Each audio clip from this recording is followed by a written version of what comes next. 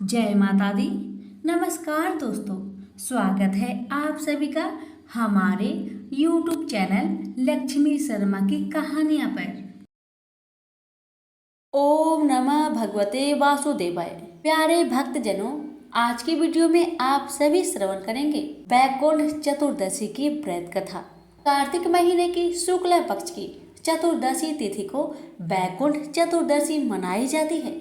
मान्यता है इस दिन भगवान विष्णु और भगवान शिव की पूजा करने वाले व्यक्ति को स्वर्ग की प्राप्ति होती है। जब इस लोक में वो व्यक्ति उस लोक में जाता है तो कहते हैं कि उसे भगवान विष्णु के धाम में स्थान मिलता है। इस दिन महिला और पुरुष सभी पूजा कर सकते हैं। आइए जानिए वैकुंठ चतुर्दशी व्रत 2023 में कब है। हिंदू वैदिक पांचांग के अनुसार 25 नवंबर दिन शनिवार को शाम 5:22 से कार्तिक माह के शुक्ल पक्ष की चतुर्दशी तिथि प्रारंभ होगी, जो 26 नवंबर को रविवार के दिन दोपहर 3:53 तक रहेगी। इस वर्ष वैकुंठ चतुर्दशी 25 नवंबर शनिवार को है। वैकुंठ चतुर्दशी व्रत शुभ मुहूर्त। वैकुंठ चतुर्दशी के दिन शुभ उत्तम मुहूर्त 8:10 से 9:30 तक। अभिजीत मुहूर्त सुबह 11:47 से दोपहर 12:29 तक है। निशीता मुहूर्त रात 11:41 से प्रारंभ है, जो देर रात 12:35 तक है। वैकुंठ चतुर्दशी 2023 के शुभ योग। वैकुंठ चतुर्दशी के दिन रवि योग दोपहर में 2:56 से अगले दिन सुबह 6:52 तक रहेगा। वैकुंठ चतुर्दशी पर स्वर्ग का द्वार क्यों खुला रहता है, आइए इस विषय में जानते हैं। वैकुंठ चतुर्दशी एक हिंदू धार्मिक पर्व है जो विष्णु भगवान की पूजा के रूप में मनाया जाता है। यह पर्व कार्तिक महीने की शुक्ल पक्ष की चतुर्दशी तिथि को मनाया जाता है। मान्यता है कि इस दिन भगवान विष्णु के साथ शिव जी की पूजा करने वाले को स्वर्ग की प्राप्ति होती है। इस दिन स्वर्ग के द्वार खुले रहते हैं। जो भी व्यक्ति इस दिन विष्णु जी का नाम जपता है उसे स्वर्ग में जगह मिल जाती है। एक पौराणिक कथा के अनुसार नारद जी के आग्रह पर भगवान विष्णु ने जय और विजय को वैकुंठ चतुर्दशी पर स्वर्ग के द्वार खुले रखने का आदेश दिया था। आइए पूरी कथा को श्रवण करते हैं। वैकुंठ चतुर्दशी की पौराणिक कथा के अनुसार एक बार की बात है, नारद जी पृथ्वी लोक से घूमकर वैकुंठ धाम में पहुंचे। भगवान विष्णु उन्हें आदर पूर्वक बैठाते हैं और प्रसन्न होकर उनके आने का कारण पूछते हैं। नारद जी कहते हैं, हे प्रभु, आपने अपना नाम कृपा निधान रखा, इससे आपके जो प्रिय भक्त है वही तर पाते हैं। जो सामान्य नर नारी है वह वंचित रह जाते हैं। इसलिए आप मुझे कोई ऐसा सरल मार्ग बताए जिससे सामान्य भक्त भी आपकी भक्ति कर मुक्ति पा सके। तब भगवान बोले, हे नारद, मेरी बात सुनो। कार्तिक शुक्ल पक्ष की चतुर्दशी को जो नर नारी व्रत का पालन करेंगे और जो श्रद्धा भक्ति सहित मेरी पूजा अर्चना करेंगे उनके लिए स्वर्ग के द्वार साक्षात खुले होंगे। इसके बाद विष्णु जी जय विजय को बुलाते हैं और उन्हें कार्तिक चतुर्दशी को स्वर्ग के द्वार खुला रखने का आदेश देते हैं। भगवान विष्णु कहते हैं कि इस दिन जो भी मेरा भक्त थोड़ा सा भी नाम लेकर मेरा पूजा करेगा वह वैकुंठ धाम को प्राप्त होगा। प्रेम से बोलिए लक्ष्मी नारायण की जय। अब आप सुनिए विष्णु भगवान और शंकर जी की कहानी। पौराणिक मान्यता अनुसार एक बार भगवान विष्णु देवाधिदेव महादेव का पूजन करने के लिए काशी में आए। वहाँ मणिकर्णिका घाट पर स्नान करके उन्होंने 1000 स्वर्ण कमल पुष्पों से भगवान विश्वनाथ के पूजन का संकल्प किया। अभिषेक के बाद जब वे पूजन करने लगे तो शिव जी ने उनकी भक्ति की परीक्षा के उद्देश्य से एक कमल पुष्प कम कर दिए। भगवान श्री हरि को पूजन की पूर्ति के लिए 1000 कमल पुष्प चढ़ाना था। एक पुष्प की कमी देखकर उन्होंने सोचा, मेरी आंखें तो भी कमल के समान ही है, मुझे तो कमल नयन भी कहा जाता है। साथ में पुंडरीकाक्ष भी कहा जाता है। यह विचार कर भगवान विष्णु अपनी कमल समान आंख चढ़ाने को प्रस्तुत हुए। विष्णु जी की इस अगाध भक्ति से भगवान प्रसन्न होकर विष्णु जी के सामने प्रकट हुए और बोले, हे विष्णु, तुम्हारे समान संसार में दूसरा कोई मेरा भक्त नहीं है। आज की यह कार्तिक शुक्ल चतुर्दशी अब बैकुंठ चतुर्दशी कहलाएगी और इस दिन व्रत पूर्वक जो पहले आपका पूजन करेगा उसे बैकुंठ लोक की प्राप्ति होगी। भगवान शिव ने इसी बैकुंठ चतुर्दशी को करोड़ों सूर्य की कांति के समान वाला सुदर्शन चक्र विष्णु जी को प्रदान किया था। शिव जी तथा विष्णु जी कहते हैं कि इस दिन स्वर्ग के द्वार खुले रहेंगे। मृत्यु लोक में रहने वाला कोई भी व्यक्ति इस व्रत को करता है वह अपना स्थान बैकुंठ धाम में सुनिश्चित करेगा। प्रेम से बोलिए लक्ष्मी नारायण की जय, उमापति शंकर भगवान की जय। अब सुनिए पापी धनेश्वर ब्राह्मण की कथा। धनेश्वर नामक एक ब्राह्मण था जो बहुत बुरे काम करता था। उसके ऊपर कई पाप थे। एक दिन वो गोदावरी नदी में स्नान के लिए गया। उस दिन बैकुंठ चतुर्दशी थी। कई भक्तजन उस दिन पूजा अर्चना कर गोदावरी घाट पर आए थे। उस भीड़ में धनेश्वर भी उन सभी के साथ था। इस प्रकार उन श्रद्धालुओं के स्पर्श के कारण धनेश्वर को भी पुण्य मिला। जब उसकी मृत्यु हो गई तब उसे यमराज ले गए और नरक में भेज दिए। तब भगवान विष्णु ने कहा, यह बहुत पापी है पर इसने बैकुंठ चतुर्दशी के दिन गोदावरी स्नान किया है और श्रद्धालुओं के पुण्य के कारण इसके सभी पाप नष्ट हो गए हैं, इसलिए इसे बैकुंठ धाम मिलेगा। अतः धनेश्वर को बैकुंठ धाम की प्राप्ति हुई। प्रेम से बोलिए लक्ष्मी नारायण की जय। अब सुनिए धुंधकारी की कथा। तुंगभंगा नदी के किनारे एक गांव था। वहां पर आत्मदेव नाम का एक ब्राह्मण और उसकी पत्नी धुंधली रहती थी। आत्मदेव जो सज्जन था लेकिन उसकी पत्नी दुष्ट प्रवृत्ति की थी। आत्मदेव बहुत उदास रहता था क्योंकि उसको कोई संतान नहीं हो रहा था और बहुत बार उसने आत्महत्या करने की भी कोशिश किया लेकिन सफल नहीं हो पाया। लेकिन एक दिन हताश होकर जंगल की तरफ आत्महत्या करने के लिए निकल गया। आत्मदेव को रास्ते में एक ऋषि जी मिले और फिर आत्मदेव ऋषि जी को अपनी कहानी सुनाकर रोने लगा और उपाय पूछने लगा। तो ऋषि ने कहा, मेरे पास अभी तो ऐसा कुछ नहीं है कि जिससे मैं तुम्हें कुछ दे पाऊं। लेकिन आत्मदेव ने बताया कि उसकी गाय को कोई बच्चा नहीं हो रहा था और जब आत्मदेव ऋषि को बार बार बोलने लगा तो ऋषि ने उसे एक फल दिया और उसको अपनी पत्नी को खिलाने को कहा और कहा कि 1 साल तक तुम्हारी पत्नी को स्वास्थ्य जीवन जीना पड़ेगा।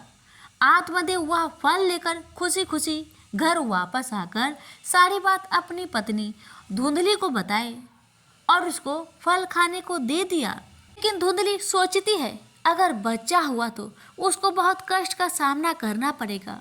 यह सोचकर वह उस फल को नहीं खाई और जाकर सारी बात अपनी छोटी बहन को बताई। तो उसकी बहन ने उसे एक रास्ता बताया और कहा कि मैं गर्भवती हूँ और मुझे बालक होने वाला है। उस बालक को तुम ले लेना और इस फल को गाय को खिला देना। इससे उस ऋषि की शक्ति का भी पता ना चल पाएगा। धुंधली ने वैसा ही किया जैसे उसकी बहन ने बताया और अपनी पति आत्मदेव के सामने गर्भावस्था का नाटक करने लगी और कुछ दिन बाद जाकर अपनी बहन से बच्चा लेकर चली आई। आत्मदेव बहुत खुश हुए, खुशियाँ मनाई और उस बालक का नाम ब्रह्मदेव रखना चाहा। लेकिन धुंधली ने फिर झगड़ कर उसका नाम धुंधकारी रखा और धुंधली ने जो फल गाय को खिलाए थे उसके भी गर्भ से मनुष्य का बालक हुआ जिसके कान लंबे लंबे थे, इसलिए उसका नाम आत्मदेव के गोकर्ण रखा। दोनों बड़े हो गए जिससे धुंधकारी दुष्ट व चंडाल प्रकृति का था तो गोकर्ण सरल स्वभाव का था। धुंधकारी सारे गलत काम करता।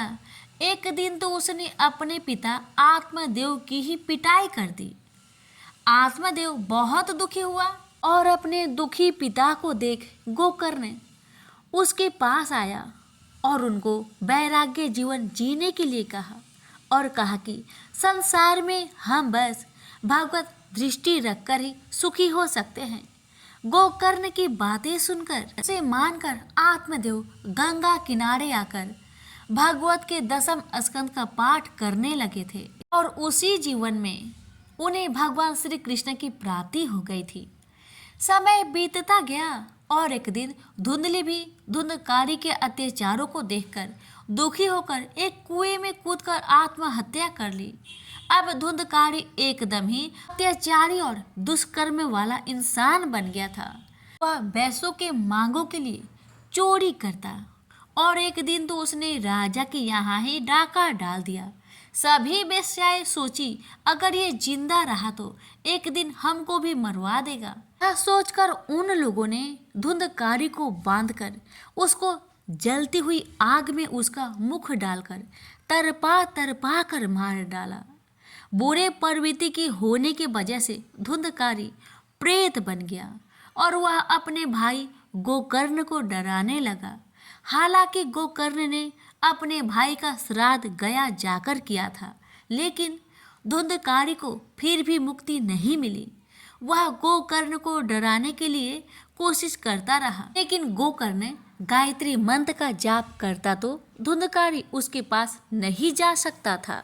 गोकर्ण ने जब कहा कि मैंने तो तुम्हारा पिंडदान कर दिया हूँ, फिर भी तुम प्रेत बन घूम रहे हो, तो धुंधकारी बोलता है कि मैंने इतना पाप किया है, पिंडदान से मेरा मुक्ति नहीं होगा। उसके बाद गोकर्ण ने सभी विद्वानों से राय लिया और सूर्य देवता को नमन कर इसका उपाय पूछा तो सूर्य देव ने कहा कि इसकी मोक्ष की प्राप्ति भागवत कथा सुनने से ही होगी। गोकर्ण ने भगवत कथा का आयोजन किया और धुंधकारी एक बांस पर जाकर छिपकर बैठ गया और उस बांस में 7 गांठ थी। भगवत कथा में कि ऐसा मानता है कि अगर परिवार का कोई सदस्य भूत हो गया है तो ऐसे अवश्य लगानी चाहिए। पहले दिन की कथा में पहला गांठ का भेदन हुआ, दूसरे दिन दूसरे गांठ का भेदन हुआ, इसी तरह करके 7 गांठ का भेदन हो गया। धुंधकारी दिव्य रूप धारण कर प्रकट हो गया और उनको लेने भगवान स्वयं आए। भागवत कथा बहुत लोगों ने सुनी होगी, मगर धुंधकारी को स्वयं भगवान लेने क्यों आए बहुत कम लोग ही जानते होंगे। इसका वजह यह है कि धुंधकारी ने पूरी भगवत कथा श्रद्धा तथा प्रेम भाव से सुना। प्रेम से बोलिए जय श्री कृष्ण।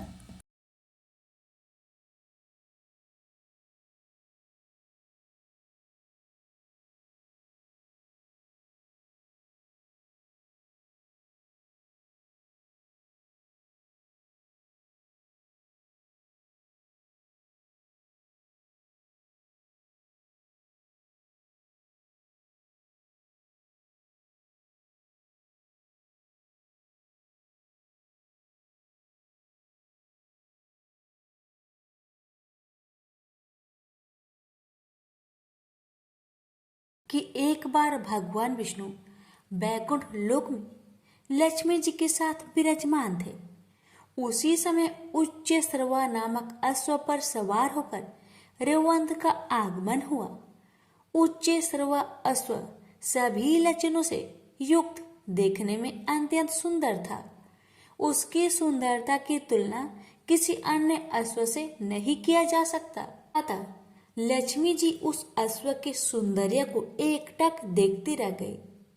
जब भगवान विष्णु ने लक्ष्मी जी को मंत्र मुक्त होकर अश्व को देखते हुए पाया तो उन्होंने उनका ध्यान अश्व की ओर से हटाना चाहा, लेकिन लक्ष्मी जी देखने में तत्लीन रही।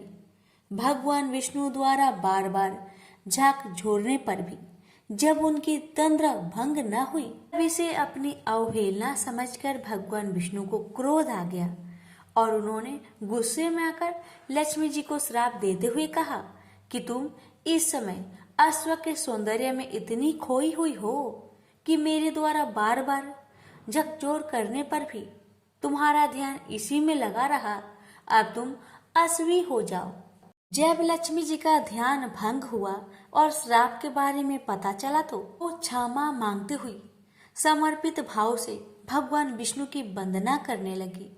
मैं आपके वियोग में एक पल भी जीवित नहीं रह सकती, अतः आप मुझ पर कृपा करें एवं अपना श्राप वापस ले लीजिए। तब विष्णु जी ने अपने श्राप में सुधार करते हुए कहा, श्राप तो पूरी तरह वापस नहीं लिया जा सकता, लेकिन हाँ, तुम्हारे असली रूप में पुत्र प्रसव के बाद तुम्हें इस योनि से मुक्ति मिलेगी और तुम पुनः मेरे पास वापस लौटोगी। भगवान विष्णु के श्राप से असली बनी हुई लक्ष्मी जी यमुना पर तमसा नदी के संगम पर भगवान शिव की तपस्या करने लगी। लक्ष्मी जी के तप से प्रसन्न होकर शिव पार्वती के साथ आए। उन्होंने लक्ष्मी जी से तप करने का कारण पूछा। तब लक्ष्मी जी ने अश्वी हो जाने से संबंधित सारा वृत्तांत उन्हें सुना दिया और अपने उद्धार की प्रार्थना उनसे करने लगी। तब भगवान शिव ने कहा, देवी तुम चिंता ना करो, इसके लिए मैं विष्णु को समझाऊंगा कि वे अश्व का रूप धारण करके तुम्हारे साथ रमन करे और तुमसे अपने जैसा ही पुत्र उत्पन्न करे ताकि तुम उनके पास शीघ्र वापस जा सको। भगवान शिव की बात सुनकर अश्वी रूपधारी लक्ष्मी जी को काफी प्रसन्नता हुई। उन्हें यह आभास होने लगा कि अब मैं शीघ्र ही श्राप के बंधन से मुक्त हो जाऊंगी और श्रीहरि विष्णु को प्राप्त कर लूंगी। भगवान शिव वहां से चले गए। अश्वी रूपधारी लक्ष्मी जी ने पुनः तपस्या में लग गई। काफी समय बीत गया लेकिन भगवान विष्णु उनके समीप नहीं आए। तब उन्होंने भगवान शिव का पुनः स्मरण किया। भगवान शिव प्रकट हुए। उन्होंने लक्ष्मी जी को संतुष्ट करते हुए कहा, देवी धैर्य धारण करो, धैर्य का फल मीठा होता है। विष्णु अस्वरूप में तुम्हारे समीप अवश्य आएंगे। इतना कहकर भगवान शिव अंतर्ध्यान हो गए। कैलाश पहुंचकर भगवान शिव विचार करने लगे कि विष्णु को कैसे अश्व बनाकर लक्ष्मी जी के पास भेजा जाए। अंत में उन्होंने अपने गण चित्ररूप को दूत बनाकर विष्णु जी के पास भेजा। चित्ररूप भगवान विष्णु के लोक में पहुंचे। भगवान शिव का दूत आया है यह जानकर भगवान विष्णु ने दूत से सारा समाचार कहने को कहा। दूत ने भगवान शिव की सारी बातें उन्हें कह सुनाई। अंत में भगवान विष्णु शिव का प्रस्ताव मानकर अश्व बनने के लिए तैयार हो गए। उन्होंने अश्वरूप धारण किया और पहुंच गए यमुना और तमसा के संगम पर, जहां लक्ष्मी जी अश्व का रूप धारण कर तपस्या कर रही थी। भगवान विष्णु को अश्व रूप में आया देखकर अश्वी रूपधारी लक्ष्मी जी काफी प्रसन्न हुई। दोनों एक साथ विचरण एवं रमन करने लगे। कुछ ही समय पश्चात अश्वी रूपधारी लक्ष्मी गर्भवती हो गई। यथा समय अश्वी के गर्भ से एक सुंदर बालक का जन्म हुआ। तत्पश्चात लक्ष्मी जी वैकुंठ लोक श्री हरि विष्णु के पास चली गई। लक्ष्मी जी के जाने के बाद उस बालक के पालन पोषण की जिम्मेवारी यताति के पुत्र पूर्वसु ने ले लिया, क्योंकि वे संतानहीन थे और पुत्र प्राप्ति हेतु यज्ञ कर रहे थे। उस बालक का नाम हेहय रखा गया। कालांतर में हेहय के वंशज ही हेहय वंशी कहलाए। प्रेम से बोलिए लक्ष्मी नारायण की जय। एक बार माली, सुमाली और मल्यवान नाम के 3 राक्षस भाइयों ने ब्रह्मा जी को प्रसन्न करने के लिए कठोर तपस्या किया। उनकी तपस्या से परेशान होकर ब्रह्मा जी प्रकट हुए और बोले, मैं तुम्हारी तपस्या से प्रसन्न हूँ, वर मांगो। तीनों ने एक स्वर में कहा, भगवान यदि आप हमारी तपस्या से प्रसन्न हैं तो हमें ऐसा वरदान दीजिए ताकि हम किसी से पराजित ना हो। ब्रह्मा जी ने कहा, ऐसा ही होगा, मगर एक बात याद रखना, अगर तुम लोग भगवान विष्णु से युद्ध कर बैठो तो तुम्हारी मौत निश्चित है। राक्षस ब्रह्मा जी की बात मान गए। उन्होंने कहा, प्रभु हमारे लिए किसी ऐसे स्थान का निर्माण करें जहां हम निर्विघ्न रह सके, जहां पर हमें किसी प्रकार का भय ना हो। ब्रह्मा जी कुछ सोचते हुए बोले, तुम लोगों के लिए मुझे किसी स्थान का निर्माण नहीं करना पड़ेगा। समुद्र के बीचों बीच सोने की एक नगरी लंका नाम से है। उसे पवन ने विश्वकर्मा की मदद से बनवाया है। वह आजकल खाली पड़ी है। तुम लोग उस नगरी में रहो, वह हर प्रकार से सुरक्षित है। इतना कहकर ब्रह्मा जी अंतर्ध्यान हो गए। तीनों भाई प्रसन्न मन से लंका की ओर चल पड़े। लंका में राक्षस राज्य स्थापित हो गया। कहावत सच है कि लोभ उत्पन्न होने से पाप पैदा होता है और पाप से मृत्यु होती है। एक दिन लंका में तीनों भाइयों ने विचार किया कि देवतागण विष्णु भगवान का अभय दान पाकर किसी से नहीं डरते, यह अच्छी बात नहीं है। देवताओं के घमंड को चूर करने के लिए क्यों न विष्णु भगवान को मार दिया जाए, फिर तो देवताओं को एक एक करके आसानी से मारा जा सकेगा। इससे स्वर्ग पर भी हमारा राज्य हो जाएगा, हमें किसी का भय न रहेगा। यह विचार करके तीनों भाई राक्षसों की बड़ी सेना लेकर विष्णु भगवान से युद्ध करने जा पहुंचे। साक्षात भगवान से मूर्खों का युद्ध आरंभ हो गया। भगवान विष्णु ने पहले तो चालाकी की, राक्षसों का पल्ला भारी कर दिया। इससे तीनों भाई बड़े खुश हुए। उन्होंने सोचा विष्णु को हम जल्दी मार ही देंगे। फिर घमासान युद्ध शुरू हो गया। विष्णु भगवान ने अपना सुदर्शन चक्र जो घुमाकर फेंका तो उसने एक बार में ही सुमाली का सिर धड़ से अलग कर दिया। यह देख राक्षस सेना में भगदड़ मच गई।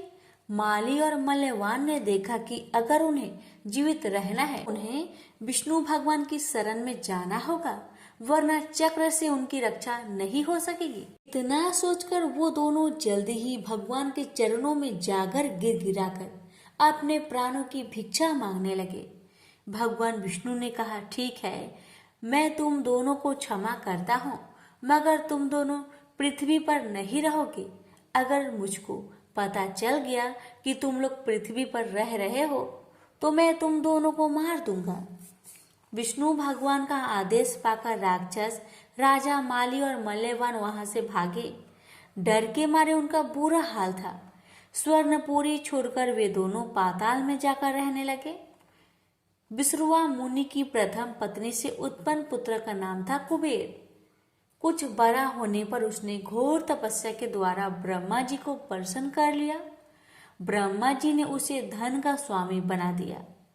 अब देवता भी उसकी समस्या से खुश थे, अतः उन्होंने कुबेर को उपहार दिया।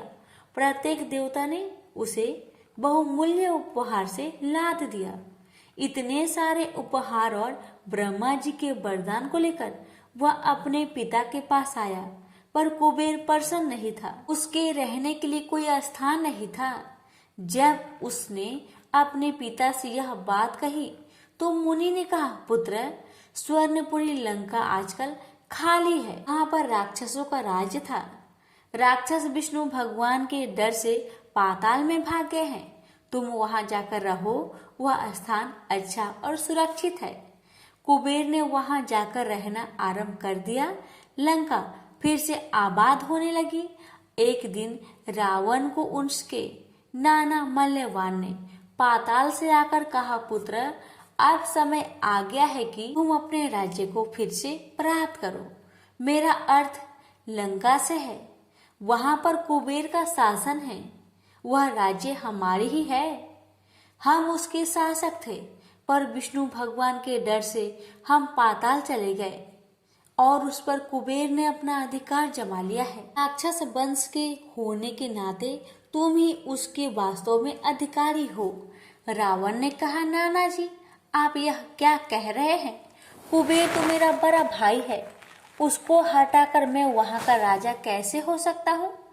यह नहीं होगा। यह सुनकर मल्यवान मुस्कुराया, फिर बोला, संसार में कौन ऐसा है जो भाई के सुख से सुखी हुआ है? नाग का भाई गरुड़ है, पर वह नाग का जानी दुश्मन है। नाग को देखते ही वह खा जाता है।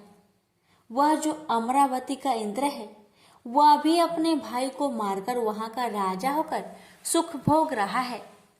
और भी बहुत से ऐसे उद्यान हैं जहां आश्रम में रहकर कष्टमय जीवन व्यतीत करने से क्या फायदा।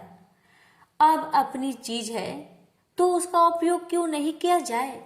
यह कहकर मल्लवान पाताल चला गया। रावण के दिमाग में बात घूमने लगी। नाना जी ठीक ठीक कह रहे हैं, उसे लंका का अधिकारी होना चाहिए। उसने तुरंत एक दूत को लंका रवाना करके अपनी बात को कहला भेजी। कुबेर उसके प्रस्ताव को सुनकर डर गया। वह भागा भागा अपने पिता के पास आया। सारी बात सुनने के पश्चात मुनि बोले, बेटा झगड़ा करने से कोई फायदा नहीं। रावण बड़ा हठी और दुर्बुद्धि स्वभाव का लड़का है। एक बार उसके दिमाग में कोई बात घूम जाती है तो वह उसे पूरा ही करके छोड़ता है। अच्छा यह होगा कि तुम लंका छोड़ दो, उसी में तुम्हारी भलाई है। दुष्ट से झगड़ा करने से कोई लाभ नहीं है।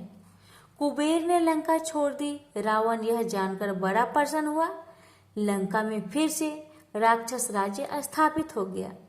प्रेम से बोले विष्णु भगवान की जय। विष्णु जी ने नारद जी का घमंड तोड़ने के लिए अपनी माया से विश्व मोहिनी का नाम की राजकुमारी का स्वयंवर आयोजित किया। नारद जी ने विश्व मोहिनी को देखा तो वे उस पर मोहित हो गए और उससे विवाह करने का मन बना लिया। विश्व मोहिनी के स्वयंवर में देव ऋषि नारद भी जाना चाहते थे, इसलिए नारद जी विष्णु जी के पास पहुंच गए। उनसे कहने लगे, मुझे सुंदरता दे दीजिए जिसे देखकर विश्व मोहिनी मुझे विवाह के लिए चुन ले। विष्णु जी ने नारद मुनि को वानर बना दिया। नारद जी ने ऐसे ही स्वयंवर में पहुंच गए। स्वयंवर शुरू हुआ तो विष्णु जी भी वहां आ पहुंचे। विश्व मोहिनी ने नारद मुनि को नहीं बल्कि विष्णु जी को चुन लिया और वरमाला पहना दी। नारद मुनि को मालूम हुआ कि विष्णु जी ने उनका चेहरा बानर की तरह बना दिया है। इस बात से बहुत गुस्सा हो गए। गुस्से में उन्होंने विष्णु जी को श्राप दे दिया। अपमान करने लगे और विष्णु जी नारद मुनि की बातें मुस्कान के साथ ध्यान से सुन रहे थे। नारद मुनि गुस्से में बोलते ही जा रहे थे। उन्होंने कहा कि आपने मुझे धोखा दिया है। आप भगवान हैं, इसका मतलब ये नहीं है कि आप किसी को भी ठग लेंगे। आज आपकी वजह से मुझे स्त्री का वियोग सहना पड़ा है। मैं आपको श्राप देता हूँ कि आपको भी स्त्री वियोग होगा। आपने मुझे बानर का चेहरा दिया है तो एक दिन आपको बंदरों की मदद लेनी होगी। ये सारी बातें लक्ष्मी जी भी सुन रही थी। देवी ने विष्णु जी से कहा कि आप इतनी बातें क्यों सुन रहे हैं। विष्णु जी ने देवी से कहा कि नारद मुनि से स्तुति बहुत सुनी है, आज निंदा भी सुन लेते हैं। जब नारद जी शांत हुए तो विष्णु जी ने कहा कि मैं आपका श्राप स्वीकार करता हूँ।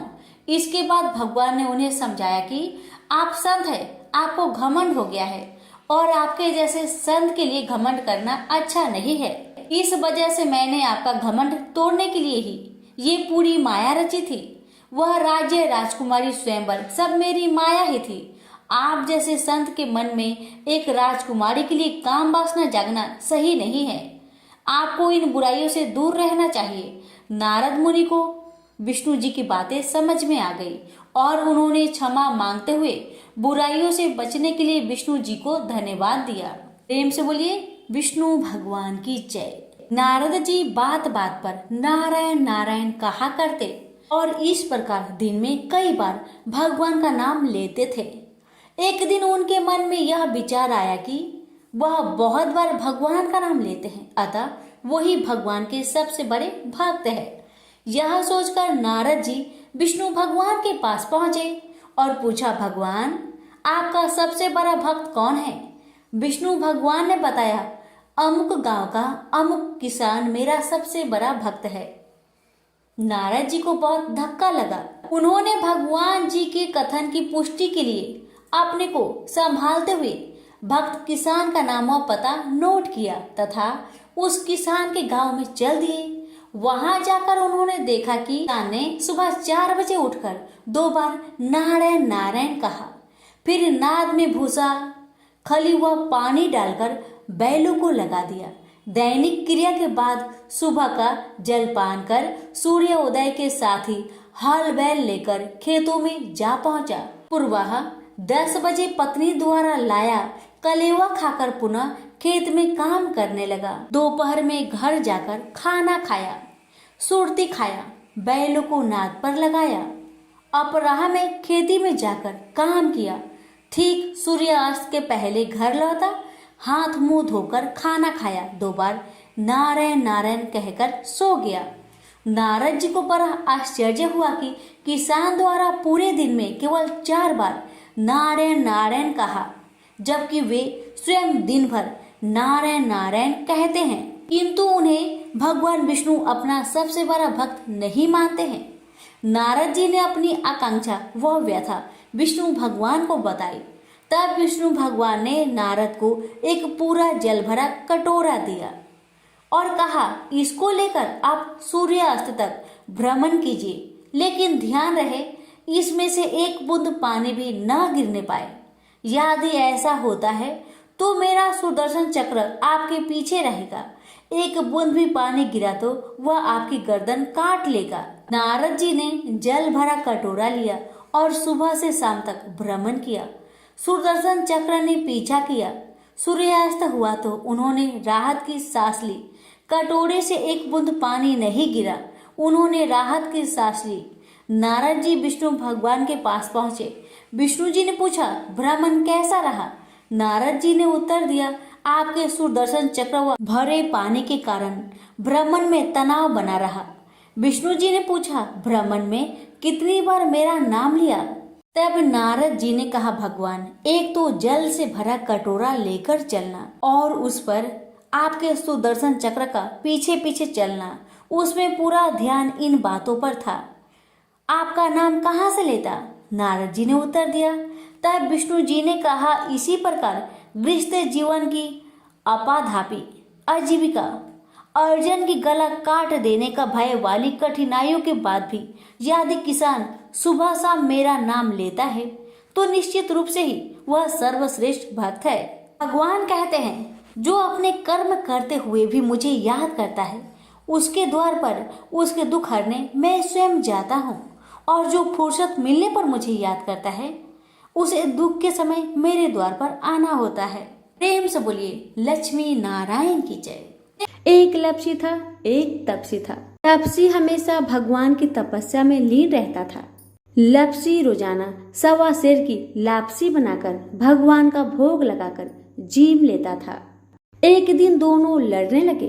तपसी बोला, मैं रोज भगवान की तपस्या करता हूँ, इसलिए मैं बड़ा हूँ। लपसी बोला, मैं रोज भगवान को 1.25 सेर लापसी का भोग लगाता हूँ, इसलिए मैं बड़ा हूँ। नारद जी वहां से गुजर रहे थे। दोनों को लड़ता देखकर उनसे पूछा कि तुम क्यों लड़ रहे हो? तपसी ने खुद के बड़ा होने का कारण बताया और लपसी ने अपना कारण बताया। नारद जी बोले, तुम्हारा फैसला मैं कर दूंगा। दूसरे दिन लपसी और तपसी नहाकर अपनी रोज की भक्ति करने आए तो नारद जी ने छुपकर 1.25 करोड़ की एक एक अंगूठी दोनों के आगे रख दिए। तपसी की नजर जब अंगूठी पर पड़ी तो उसने चुपचाप अंगूठी उठाकर अपने नीचे दबा लिया। तपसी की नजर अंगूठी पर पड़ी, लेकिन उसने ध्यान नहीं दिया। भगवान को भोग लगाकर लपसी खाने लगा। नारद जी सामने आए तो दोनों से पूछा कि कौन बड़ा है, तो नारद जी ने तपसी से खड़ा होने को कहा। वो खड़ा हुआ तो उसके नीचे दबी अंगूठी दिखाई पड़ी। नारद जी ने तपसी से कहा, तपस्या करने के बाद भी तुम्हारी चोरी करने की आदत नहीं गई, इसलिए लपसी बड़ा है और तुम्हें तुम्हारी तपस्या का कोई भी फल नहीं मिलेगा। तपसी शर्मिंदा होकर माफी मांगने लगा। उसने नारद जी से पूछा, मुझे मेरी तपस्या का फल कैसे मिलेगा? नारद जी ने कहा, यदि कोई गाय और कुत्ते की रोटी नहीं बनाएगा तो फल तुझे मिलेगा। यदि कोई ब्राह्मण को भोजन करवाकर दक्षिणा नहीं देगा तो वह फल तुझे मिलेगा। यदि कोई साड़ी के साथ ब्लाउज नहीं देगा तो फल तुझे मिलेगा। यदि कोई दिए से दिया जलाएगा तो फल तुझे मिलेगा।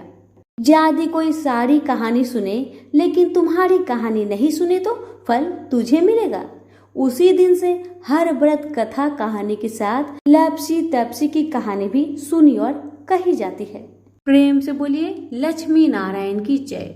एक समय की बात है कि विष्णु भगवान का विवाह लक्ष्मी जी के साथ निश्चित हो गया। विवाह की तैयारी होने लगी। सभी देवताओं को निमंत्रण भेजे गए, परंतु गणेश जी को निमंत्रण नहीं दिया गया। कारण जो भी रहा हो, अब भगवान विष्णु की बारात जाने का समय आ गया। सभी देवता अपनी पत्नियों के साथ विवाह समारोह में आए। उन सब ने देखा कि गणेश जी कहीं दिखाई नहीं दे रहे हैं। तब वे आपस में चर्चा करने लगे कि क्या गणेश जी को नहीं न्योता गया है, या स्वयं गणेश जी नहीं आए हैं। सभी को इस बात पर आश्चर्य होने लगा। तभी सबने विचार किया कि विष्णु भगवान से ही इसका कारण पूछा जाए। विष्णु भगवान से पूछने पर उन्होंने कहा कि हमने गणेश जी के पिता भोलेनाथ महादेव को न्योता भेजा है।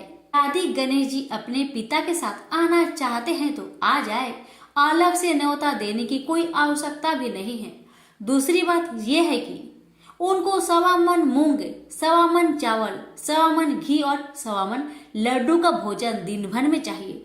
यदि गणेश जी नहीं आएंगे तो कोई बात नहीं, दूसरे के घर जाकर इतना सारा खाना पीना अच्छा भी नहीं लगता।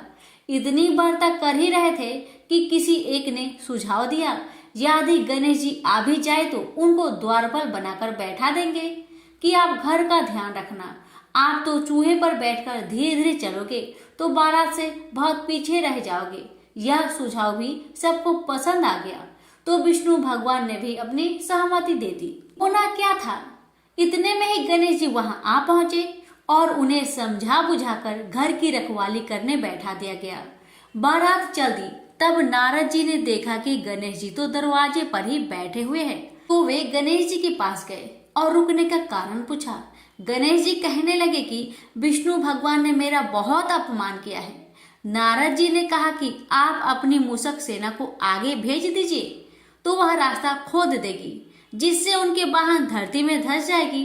तब आपको सम्मान पूर्वक बुलाना ही पड़ेगा।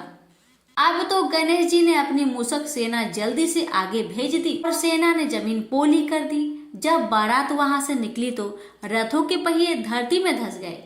लाख कोशिश करे परंतु पहिए न निकले। सभी ने अपने अपने उपाय किए, परंतु पहिए तो नहीं निकले, बल्कि जगह जगह से टूट गए। किसी की समझ में नहीं आ रहा था कि अब क्या किया जाए। तब तो नारद जी ने कहा, आप लोगों ने गणेश जी का अपमान करके अच्छा नहीं किया। यदि उन्हें मनाकर लाया जाए तो आपका कार्य सिद्ध हो सकता है और यह संकट टल सकता है। भगवान शंकर ने अपने दूत नंदी को भेजा और वे गणेश जी को लेकर आए। गणेश जी का आदर सम्मान के साथ पूजन किया। तब कहीं रथ के पहिए निकले। अब रथ के पहिए निकल तो गए, परंतु वह टूट फूट गए थे। उन्हें सुधारेगा कौन? पास के खेत में खाती काम कर रहा था, उसे बुलाया गया।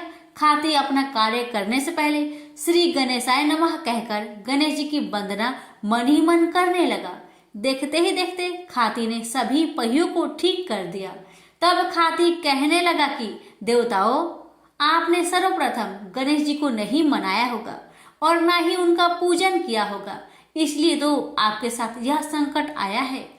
हम तो मूर्ख अज्ञानी हैं, फिर भी पहले गणेश जी को पूजते हैं, उनका ध्यान करते हैं। आप लोग तो देवतागण हैं, फिर भी आप गणेश जी को कैसे भूल गए? अब आप लोग भगवान श्री गणेश जी की जय बोलकर जाए तो आपके सब काम बन जाएंगे और कोई संकट भी नहीं आएगा। ऐसा कहते हुए बारात वहां से चल दी और विष्णु भगवान का लक्ष्मी जी के साथ विवाह संपन्न करा के सभी सकुशल घर लौट आए। हे गणेश जी महाराज, आपने विष्णु को जैसे कारज सरियो, ऐसा कारज सबका सिद्ध कर जो। बोलो गजानन भगवान की जय।